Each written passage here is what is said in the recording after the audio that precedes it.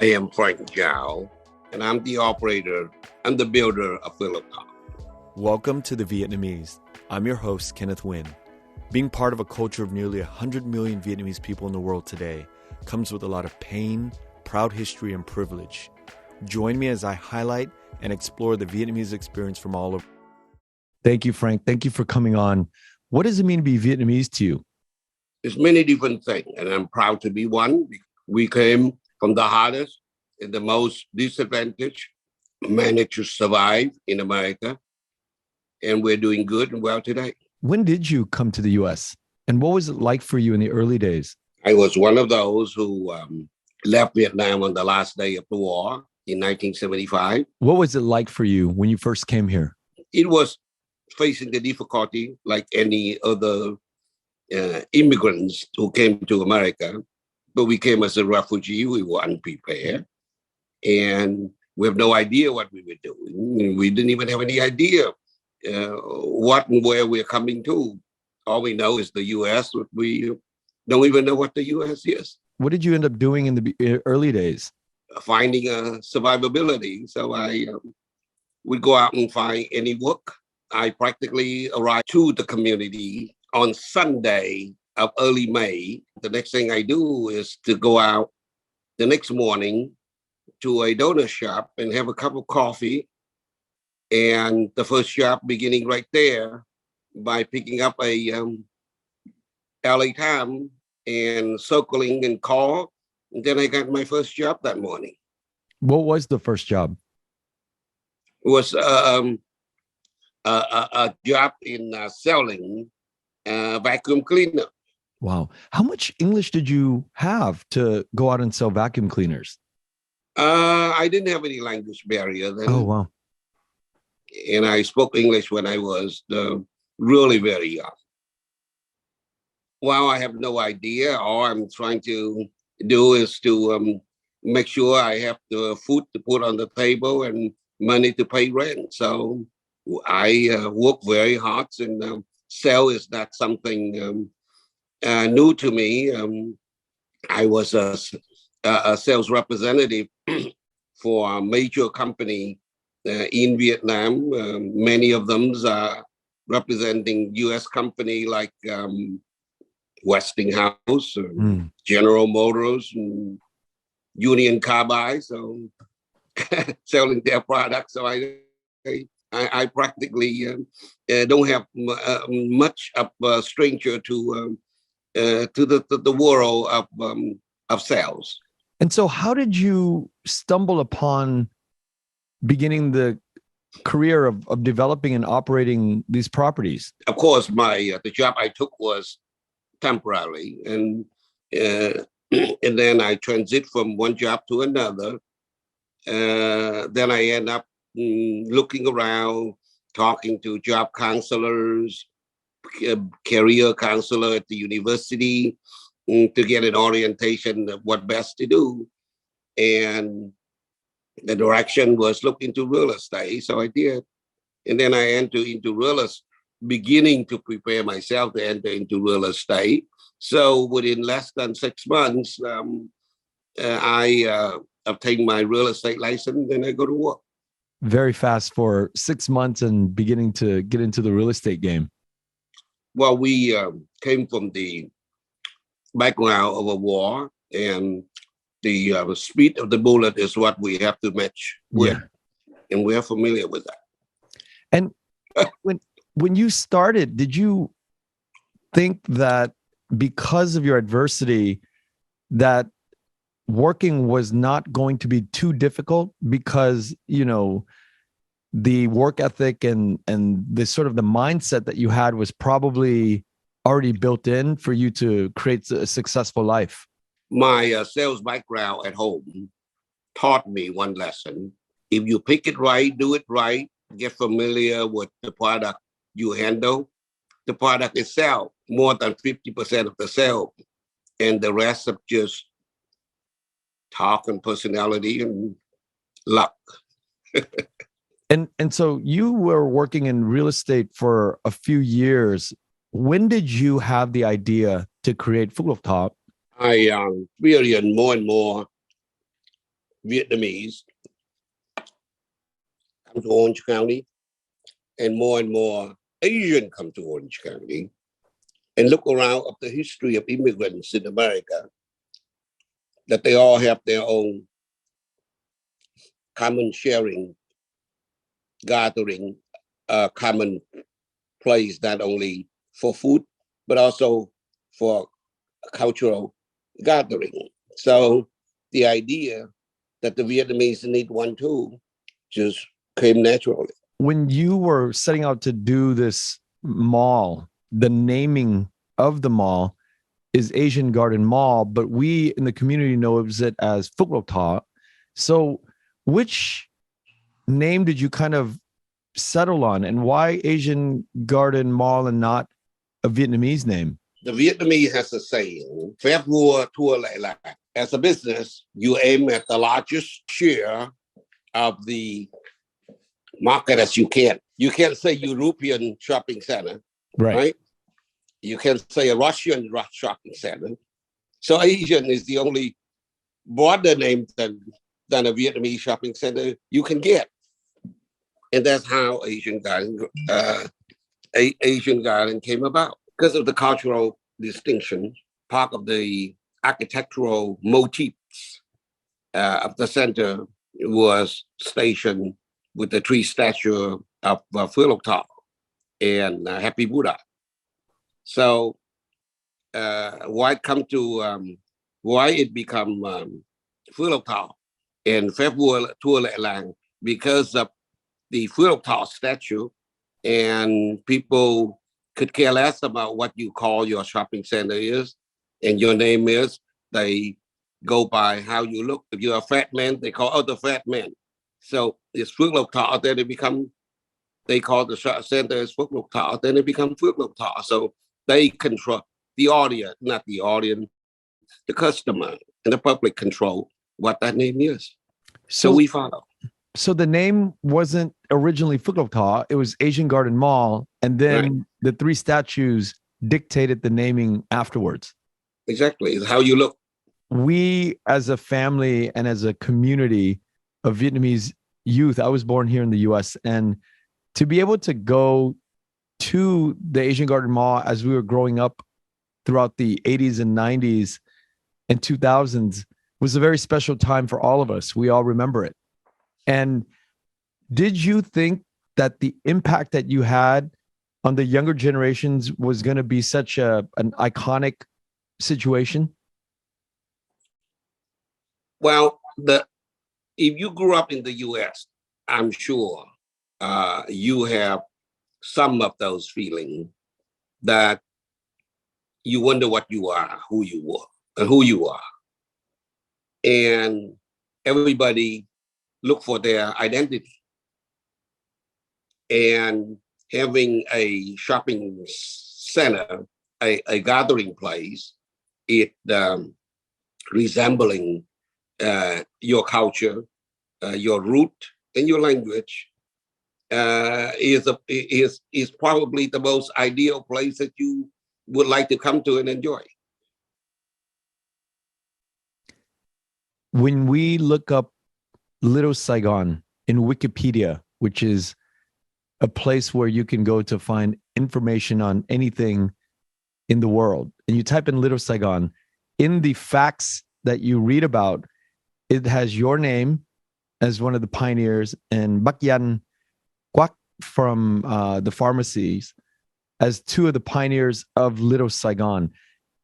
Do you feel like at the time what you did was something so revolutionary?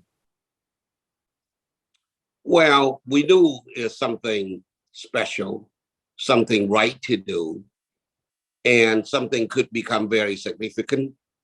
However, if you ask me if I have any idea that it would be like today, I would say no.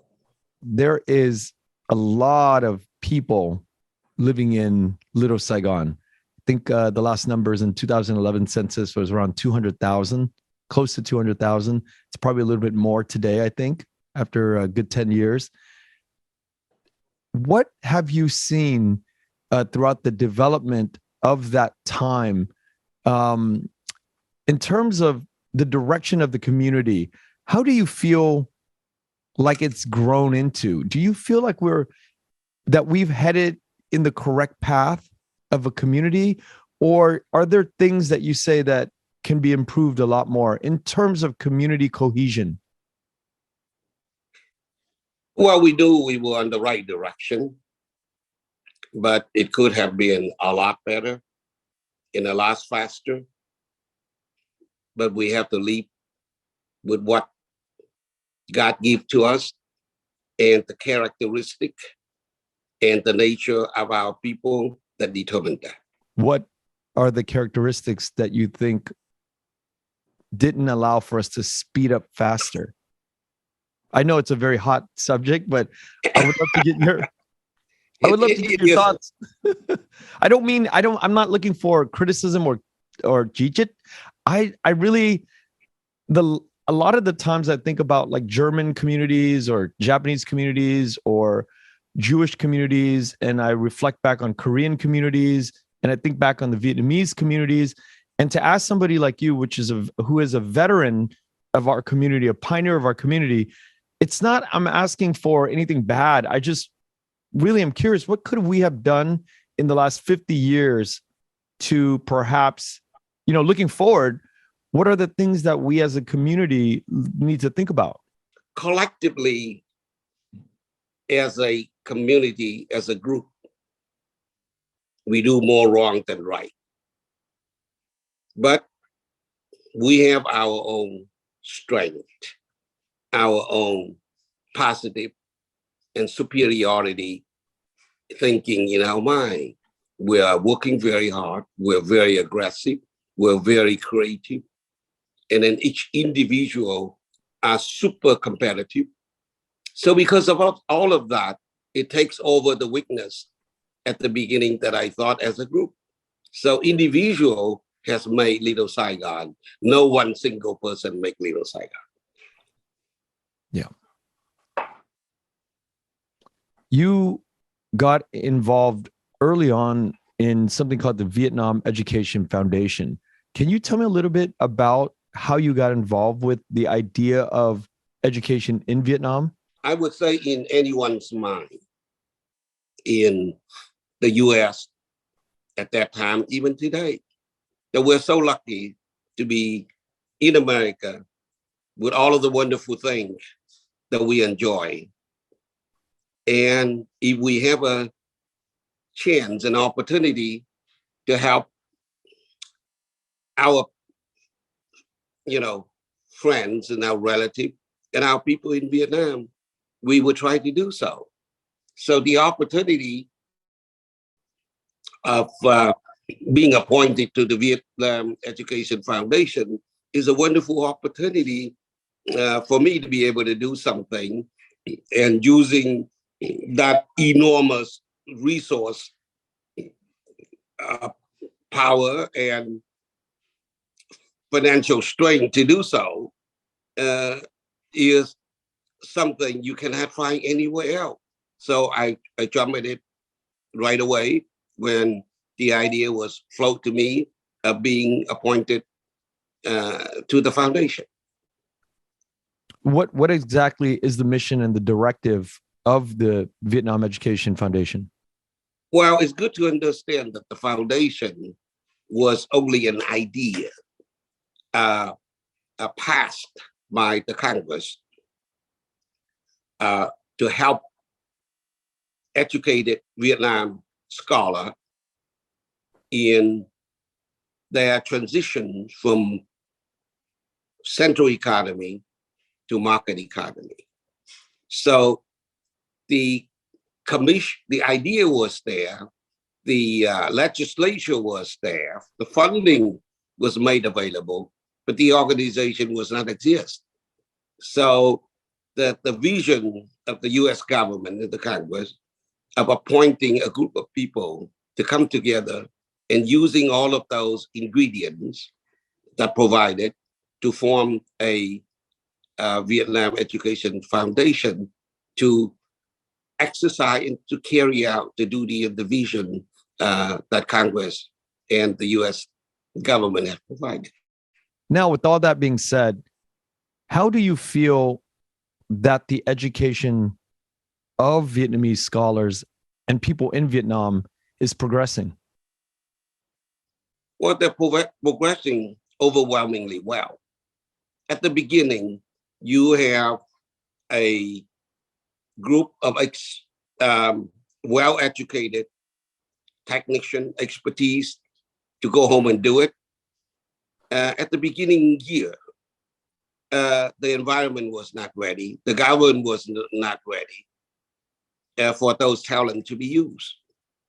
In other words, if you know how to drive a jet, you don't have a jet to drive. You drive a bicycle. So, so it wastes a little bit of time at the beginning. But as Vietnam progressed, everybody come back to the right courses and the opportunity. And I found the number of people we train, over 600 to 650 members, they all are contributing very, very strong and very good for the economy and for the growth of Vietnam, as you can see Vietnam today. You know, the reason I asked you about this is because I feel like the generation of my parents oftentimes don't understand the progress that's being made in Vietnam. A lot of young people in my generation, as a result of not really being in touch with the motherland as much, are not aware of the education process and progress that's happening in Vietnam as a result of both in-country and people like you on the outside, Imcha, supporting the people that are on the inside. Is that true? Well, the idea of sharing resources and progress is in the mind of any human being. So Vietnamese is not excluded. And if in any way we have more than that, then a lot of people, other people do.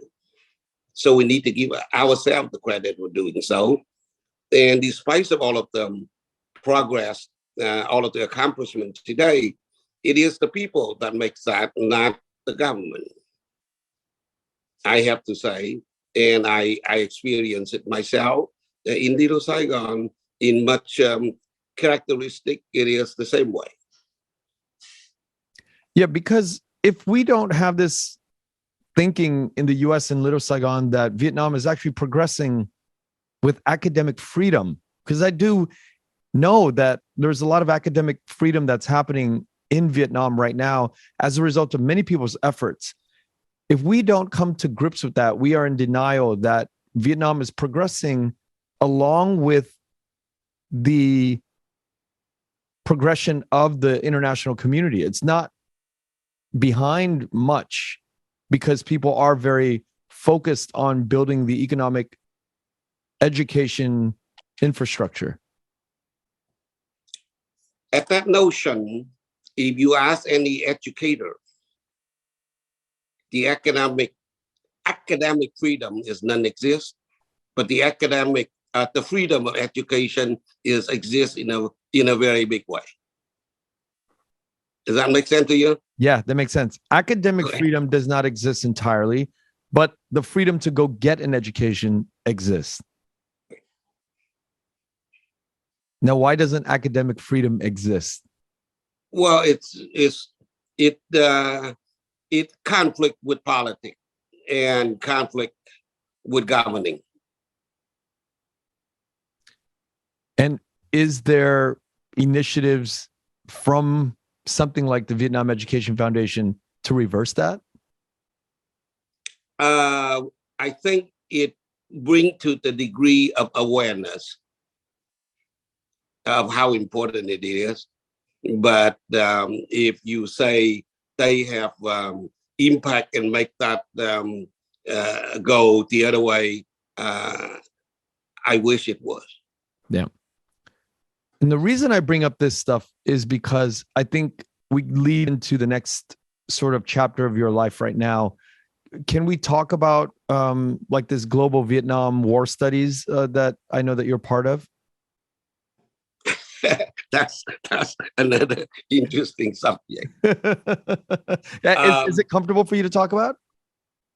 Well, why not? We are in America, and no matter where we are, this is the subject of history, right, and reality. We're not in politics, and we're not aiming at any goal and objective on linking the politics into it. Right. So, saying all that, many years ago, after settle at least 10 years in the U.S. and have a little bit of room, maybe a few minutes a day to think of reality and of life, out of the work that we have to do to support our life, it came to my mind that history has always been written by the winner or the sinner, whatever you may want to call them to be. So who is the winner? Of course, on the surface of it, the Vietnamese government today is the winner. And who is the much bigger winner without being so much identified and hidden under the sophisticated world of the colonialism, it's the U.S., so to speak. Then the U.S. The U.S. win in a very big way. They win it globally. So, and it has to be written fit what they have done and how they have done. Otherwise, it wouldn't be serving them. When I say them, is two, not one. So I thought it was very important for somehow, some way, even though we don't have any means or any resources of making it become awareness and clear, we should do our best. That's why I funded in early 2000. I funded a first effort to write a oral Vietnam history at the UCI. So UCI carried that and make it and put it in their library, into their academic, into their archive. Then slowly, I think further, and I didn't think that's enough. That's haven't given enough impact. So when I accidentally was contacted by Harvard University, Kennedy School, a couple of years ago, I thought that was a wonderful opportunity to renew that. That's why I encouraged them to do it, and I joined them in the initiative of doing so. Now, and it is very, very important for people to understand what exactly that we're doing. So the first thing we need to do is seeking facts from truth. All of the recorded historical records by either side, I would say, generally are the truth. Now, the truth of the truth is different than the truth itself. So I borrow the quote of a scholar at Harvard, Tony Sage, Dr. Tony Sage, seeking fact from truth. And that's all this initiative is about.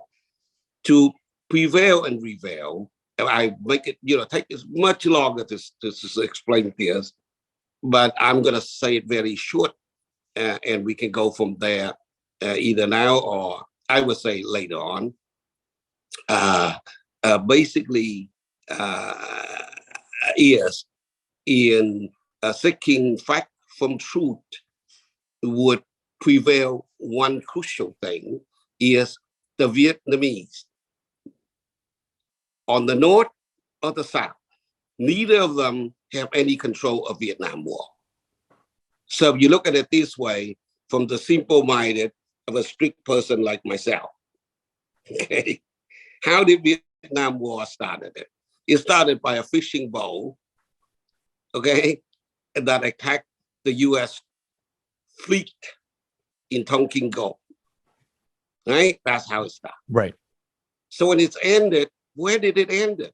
It didn't end it on Công Lý Street at the Palace. At the Independence Palace. It didn't. It ended February 1972 on the table on a peace signing table in Shanghai, and I didn't see any Vietnamese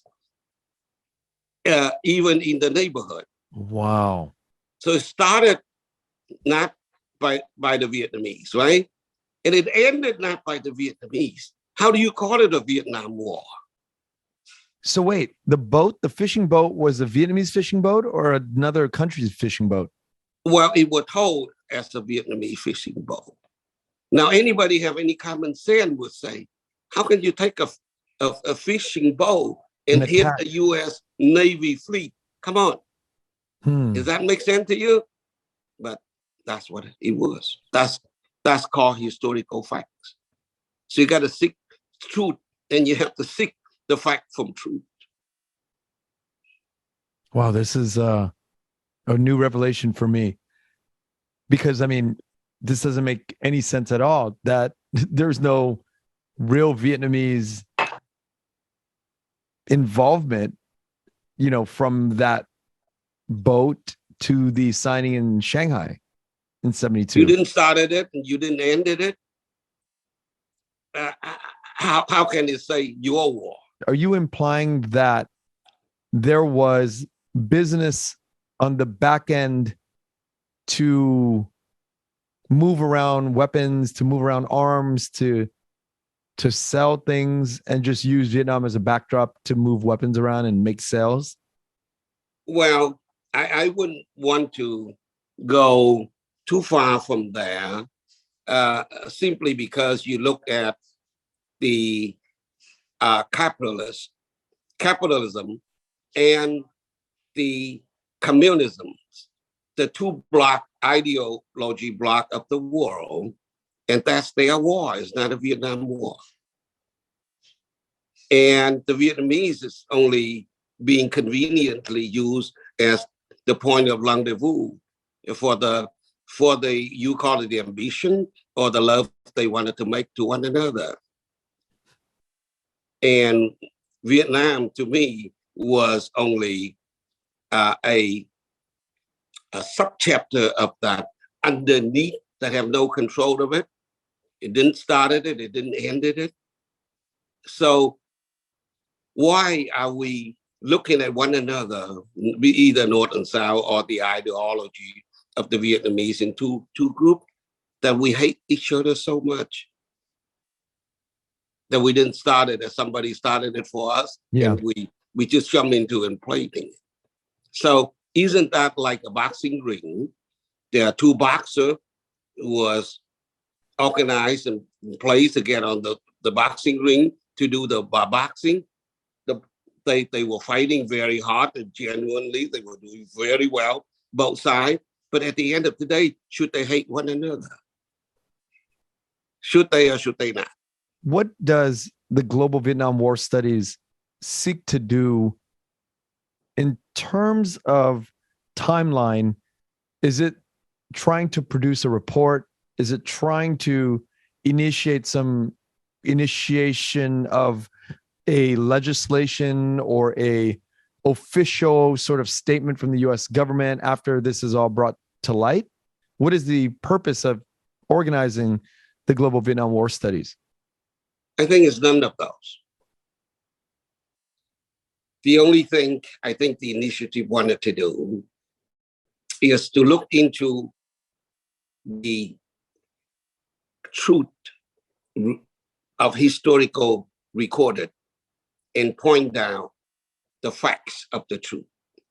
That means at the end of the day, the truth of the truth. So the victim and party involved further understand at depth, leading to reconciliation. by themselves, by the reader, not by what Harvard would say. And if you can reconcile those facts, then you think very differently. Yeah.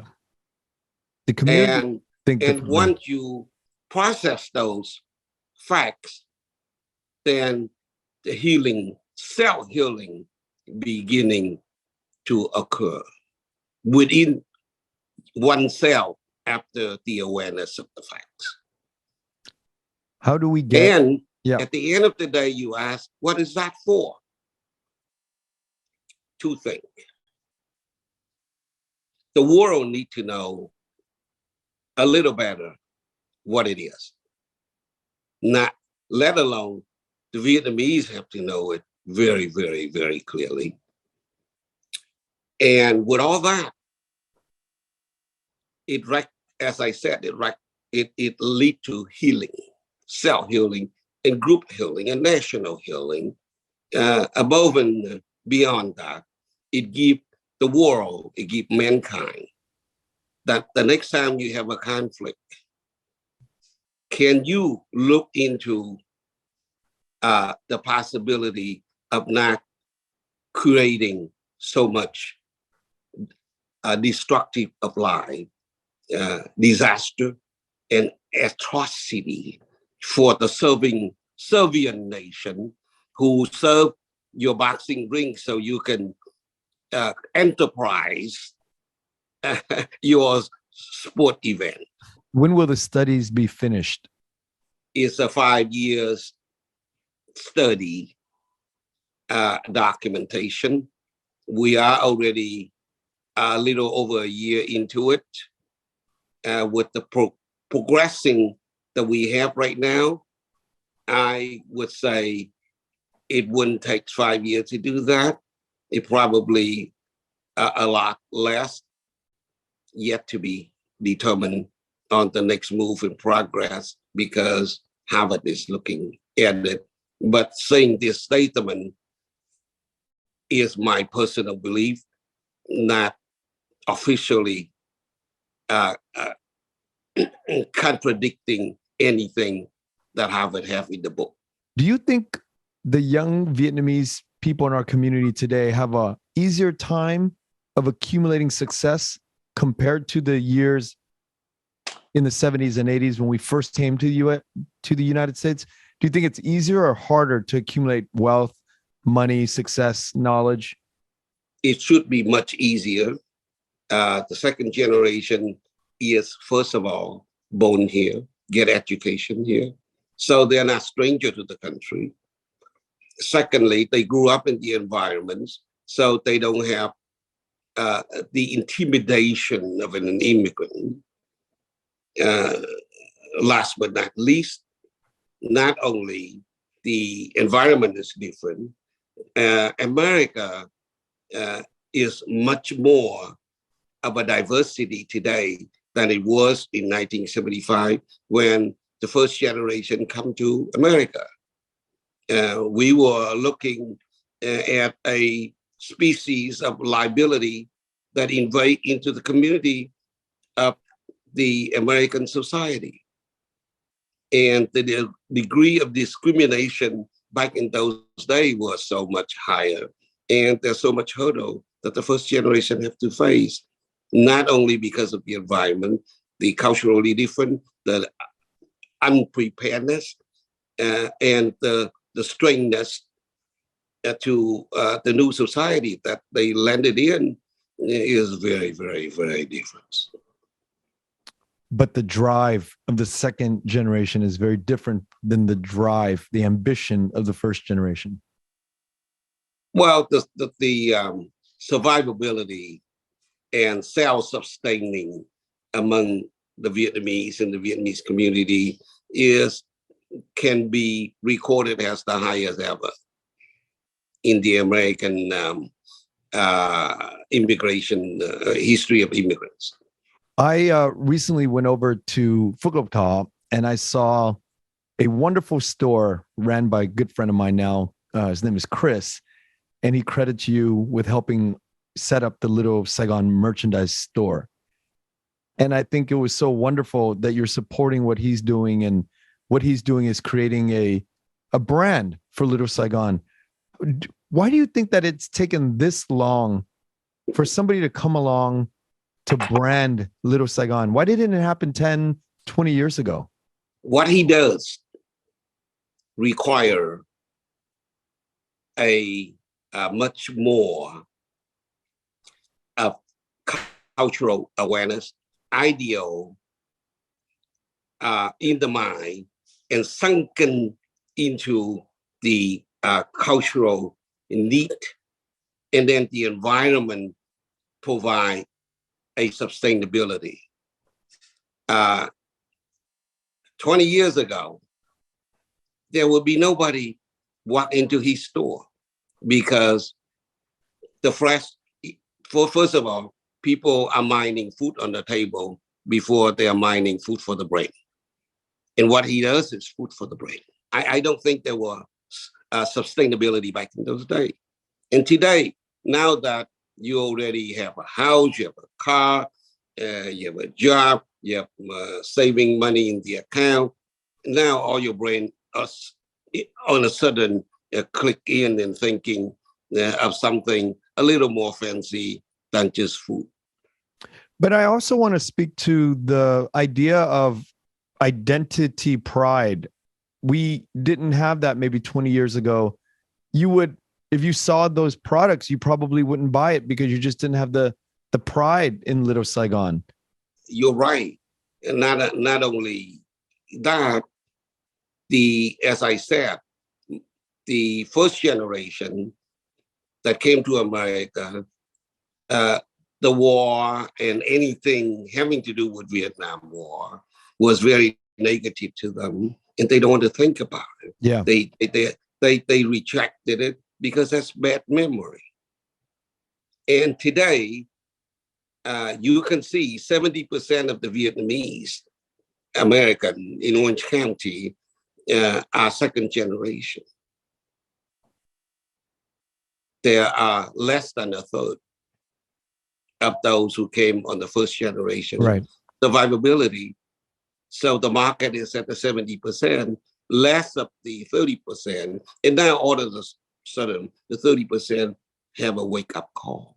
As we go into the new year, I want to wish you more strength, more power, more health physically. And I want to also thank you for coming on to the podcast. Thank you. Well, I do what I can, fill in the vacuum of what I see. Beyond that, I know I am a time capsule.